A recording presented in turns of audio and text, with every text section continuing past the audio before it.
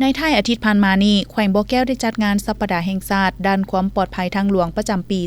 2026 ภายใต้หัวข้อดื่มอย่างมีสติเมาบ่ขับรถพิธีแม่นได้จัดขึ้นที่สโมสรแขวงเป็นเกียรติเข้าร่วมมีทานพลจัตวาสุภจันทร์ศรีลาเพชรรองเลขาพรรคแขวงประธานคณะกรรมการปกครองแขวงบ่อแก้วมีบรรดาการนำของแขวงเมืองหัวหน้าห้องหัวหน้าแผนกส่งกองบัญชาการทหารตำรวจโรงเรียนโรงหมอบริษัทรัฐวิสาหกิจตลอดฮอดพนักงานและนักเรียนเข้าร่วมเป็นขบวนฟดฟื้น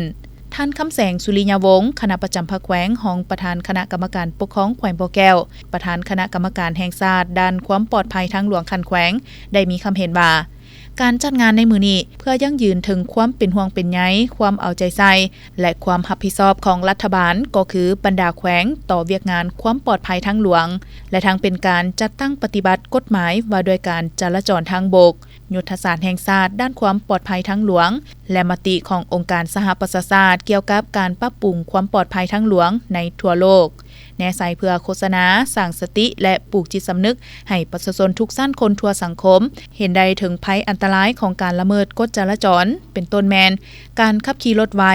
การดื่มสิ่งของมึนเมาแล้วขับซึ่งเป็นสาเหตุส่วนใหญ่ในการเกิดอุบัติเหตุเห็นได้ผลกระทบของการเกิดอุบัติเหตุและส่งผลสะท้อนต่อการดำรงชีวิตของคนในสังคมต่อเศรษฐกิจและการพัฒนาของชาติองค์การสหประชาชาติเกี่ยวกับการปรับปรุงความปลอดภัยทางหลวงในทั่วโลกปี 2025 ในใส่โฆษณาสร้างสติและปลุกจิตสำนึกให้ประชาชนบรรดาเผ่าทุกสังคมทั่วสังคมเห็นได้ความอันตรายของการละเมิดกฎจราจรเป็นต้น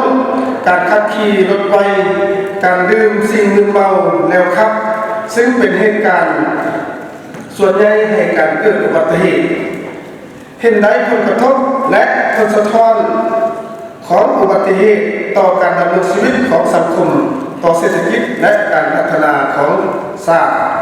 ท่านยังได้เรียกร้องมายังทุกภาคส่วนในทั่วสังคมจงพร้อมกันร่วมแรงร่วมใจปฏิบัติกฎจราจรอย่างเข้มงวดและโฆษณาปลูกจิตสำนึกเกี่ยวกับเวียกงานความปลอดภัยทางหลวงในทั่วสังคมรับรู้เพื่อจำกัดลดพรอุบัติเหตุทางหลวงเพื่อปกป้องชีวิตและทรัพย์สินของประชาชนของชาติก็คือการปกป้องสุขภาพและสวัสดิการสังคม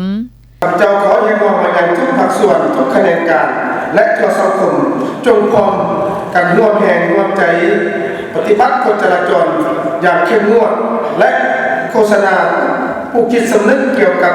เวียกงานความปลอดภัยทางหลวงให้ทั่วสังคมรับรู้เพื่อจำกัดและลดพรอุบัติเหตุตามทางหลวง